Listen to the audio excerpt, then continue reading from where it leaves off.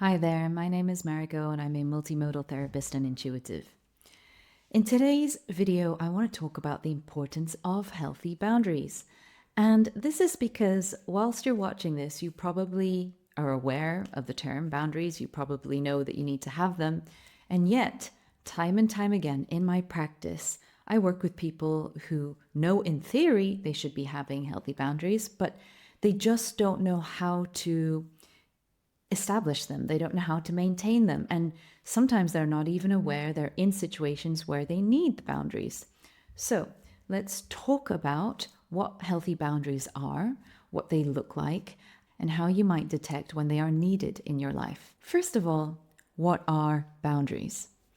You can think of boundaries as a fence that goes all the way around your house, instead of walls that shut people out.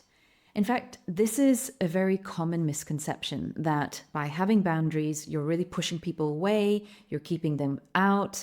And a lot of the people that I work with are afraid that by having boundaries, they're going to be rejected by the other person.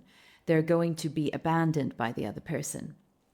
And it's natural sometimes to have those fears, but I really want to point out that having boundaries is really not about keeping people out, but quite the opposite. It allows you to be in healthy connection with the other person. So boundaries are absolutely essential for your mental health, for your overall well-being, and for the health and longevity of the relationship that you're in. Now, whether that is an intimate relationship or relationships at work or even friendships, boundaries are necessary in all these different relationships. When you don't have boundaries in your relationships, what ends up happening is you don't know where you end and the other person begins. There is this risk of enmeshment, and that can lead to all kinds of toxic situations, even abuse. Without healthy boundaries, you can experience all kinds of things: anxiety, depression, resentment, and burnout even. It often happens that we get burnt out at work because we haven't established these healthy boundaries in these work situations. On the contrary, by establishing and maintaining healthy boundaries, you can experience freedom, autonomy, and a healthy sense of space. Space for yourself, space for the other person. This space is essential for any relationship to thrive because you need to be able to know who you are. Now, when I work with people who find it very difficult to establish boundaries, it's often those who grew up in households where their needs were not met, their needs were not respected, they weren't acknowledged. And so they grew up actually not knowing what their needs are. And the other side of understanding when you need to place a boundary is understanding what your needs are. So boundaries and needs go hand in hand. They're, two sides of the same coin. So if you struggle to establish your boundaries, then it's probably likely that you struggle to actually know what your needs are. So I actually have a video all about needs that I'll link to, and it might be worth watching that.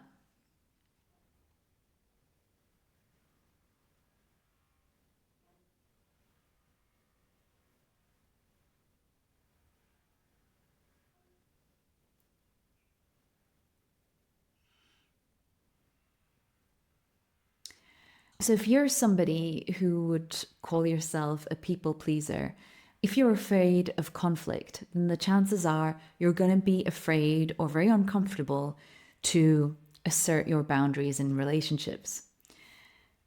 It's okay if you are, and I actually have a tapping video that I've made for you if you're experiencing this fear of asserting your boundaries. But what you need to know is that your boundaries are there because you care about the other individual, because you care about the relationship, and you care about its longevity. So even though you may be worried that you might shut somebody out, You might be worried that you're going to experience resistance or blowback. Well, the truth is, if you do experience so much resistance from the other party by you asserting your boundaries, then that is a red flag. And that is not a healthy relationship. And even if that's happening within your family, that can still be an unhealthy relationship. And it's all the more reason to have boundaries in place if you're in such a situation. Because it doesn't matter if you're blood related, it doesn't matter if this is your boss at work. Boundaries are essential and they are your birthright to have. They allow you to be sovereign. They allow you to be who you are. They are necessary for you to express your individuality. So it's not something wrong that you're doing. In fact, quite the opposite. It is essential. It is your duty to have them. And the truth is, it's on us to put them there.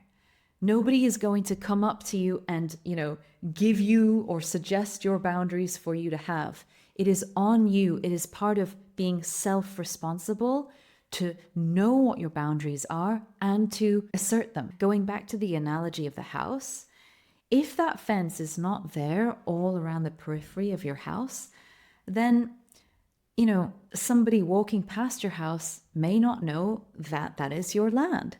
And so it's quite natural that they could be walking and stepping all over it, So it really is on you to have your boundaries in place. So let's talk about the different kinds of boundaries. So physical boundaries. This can refer to personal space and also being touched, where and how you allow yourself to be touched and what you won't tolerate. Personal space can look like, having your room and the limits around that. Do you tolerate anyone coming into your room and using your belongings or not? Or do you need someone to knock on your door first before coming into your room? Do you need someone to ask you first before they borrow something of yours? Emotional boundaries look like knowing that you are not responsible for somebody else's emotions, no matter how much they tell you that you are. It's also knowing that you're self-responsible for your own emotions. It's not on anyone else to make you feel better. Then we have boundaries around time and energy.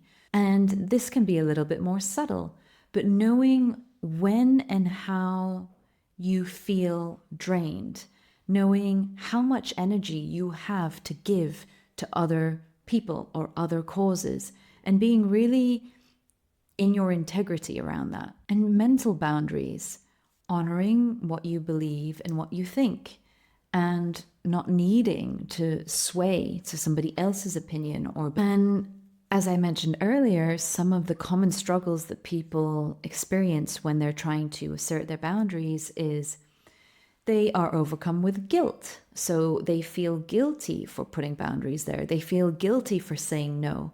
They also struggle with fear of rejection.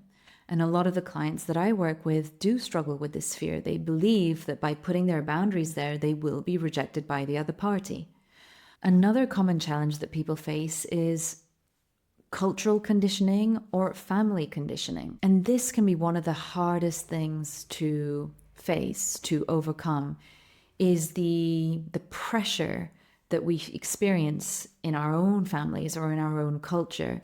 And this pressure can come from a very manipulative place. Someone in your family might say things like, it's your duty. Family is your duty. You have to be loyal to your family. You have to be loyal to your friends. And by having your boundaries, you're not being loyal. And these words like loyalty and duty and betrayal, these are used in quite manipulative ways to coerce someone into overstepping their own boundaries. So just because you're blood related to somebody, just because they are in your family, does not mean that they have the right to overstep your boundaries. In fact, I would say in relationships where your boundaries are consistently not being recognized or valued, I would say that it's even more important to be clear on what your boundaries are. And it is not easy to have your boundaries there, especially when you've grown up in that family and there's such deep bonds there. So if you've tried to assert a boundary and it's consistently not being respected, or you're consistently being made to feel guilty or ashamed for having that boundary there, then I would say it's really important to take a deeper look at that relationship, because it doesn't sound healthy. And even if this is a very close relationship, even if this is with your own family member, it's even more important that you investigate this and take a deeper look, because so much abuse can happen in the name of loyalty, in the name of family loyalty, in the name of loyalty to your religion, loyalty to your country. In fact, I really dislike the word loyalty because I think it can mask a lot of abusive, coercive, manipulative behavior. I mean, think about how many millions of people have been killed under the name of loyalty to a country, for example. I appreciate how challenging it can be to be in a situation such as a family situation, or even in a work context where you're trying to assert your boundaries, but you're experiencing such harsh blowback. It's very, very difficult, and it requires you to be so centered in yourself. It requires you to be so courageous. So my advice to you would be, take baby steps. Start by taking small measures. Start by asserting very small boundaries. Things that don't feel too compromising, things that don't feel too scary. Start by that. Because when you can start to take these small but successful measures, it will start to build your own self-esteem and your own self-worth. And with practice and consistency, it will become easier to make slightly bigger boundaries. Your confidence will build, and you'll also start to be able to spot the situations that require boundaries quicker.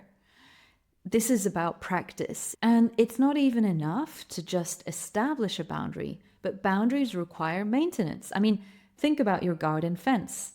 After a while, they start to get weaker and they need reinforcement.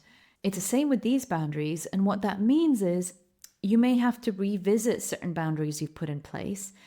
They might change depending on your new context. You might need to strengthen them even more. And what that usually requires is assertive communication, being able to assertively communicate and reinstate the fact that they are there. What you're willing to do, what you're not willing to do. What do you want to say yes to? What are your hard no's? And what are your maybes? What are your not just yet, but maybe laters? All of this requires you to know who you are, know how you're feeling. So this does require you to sit with yourself and identify the moments in which it feels like a boundary has been crossed. And like I said earlier, usually resentment is a key emotion that you can look out for that will help you to identify those moments. So sit with yourself. Notice when you're feeling resentful. Notice when you're feeling exhausted in certain relationships or in certain situations, and take a look at those more deeply. And then ask yourself what boundaries could be there in place. What could you have said no to? What could you have clarified earlier? Healthy boundaries strengthen closeness and intimacy. They allow you and the other person to show up in a relationship in an honest and integral way. So look out for people who don't respect your boundaries. Similarly, look out for yourself. Do you ever not respect other people's boundaries? And that's just as important to notice. You know, that's shadow work, right? Knowing when you're behaving in a way that you don't appreciate. If a relationship consistently dismisses your boundaries, then it's likely not a very healthy one. And it would be important to then consider what your next steps could be. Could you then communicate with them. If you've already tried to communicate that with them and that's not being respected, then perhaps it's time to take even more distance from that relationship. Perhaps it's not for you. I appreciate that this can be very difficult in family situations, but perhaps in those contexts, it's about knowing in what new way you can engage with that person. Perhaps it's about distancing yourself with that person even more, whether that's physically or whether that's emotionally, mentally. Perhaps it's about letting go of expectations that that relationship is going to change, or that that person is going to change, or that that person is going to actually hear you and understand you for the first time ever. Perhaps that's never going to happen, and it's important to stay realistic, or at least grounded in your current reality about it.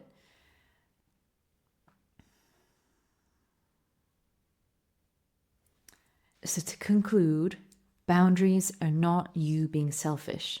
They are absolutely imperative for any relationship to thrive, including the one with yourself. If this video resonates, then please like and subscribe. If you know anyone who needs to hear this, then do share it with them. And you may want to check out my guided EFT tapping video to help you overcome your fear of asserting your boundaries, if that's what you're experiencing. I guarantee it will help you release some of that fear and reframe things for you on a somatic and nervous system level. Okay, wishing you a beautiful week.